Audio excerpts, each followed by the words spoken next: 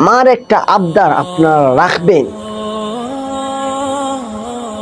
আপনাদের ইনকাম দিয়ে যদি আপনাদের মা বাবার পেট চলে,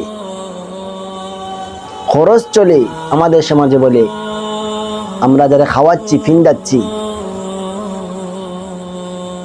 এই কথা বলেও চিন্তায় আনবেন না যে আমার টাকা দিয়ে আমার মা বাবাকে খাওয়াচ্ছি, আমার টাকা দিয়ে আমার বাবাকে ফিন্দাচ্ছি। এই কথা কখনো চিন্তায় আনবেন না, মাথায় কখনো আনবেন না। কারণ এই কথা মাথায় রাখবেন, ওনাদের উসিল্লায় কিন্তু তুমি আজ কামাই করতেছো, ওনাদের উসিল্লায় তুমি আজ কামাই করতেছো। আল্লাহ তাআলা তোমাকে ওনাদের উসিল্লাই কামাই করার তৌফিক দিয়েছে। আমি সবার কাছে আবদার করব, প্রত্যেকে নিজের মা বাবার জন্য আলাদাভাবে হাদিয়া রেখে দিবেন। যার যে সামর্থ্য আছে এই অনুযায়ী আপনার মা বাবার জন্য আলাদা করে হাদিয়া রেখে দিবেন, বাবার জন্য আলাদা করে হাদিয়া রেখে দিবেন, মার জন্য আলাদাভাবে হাদিয়া রেখে দিবেন।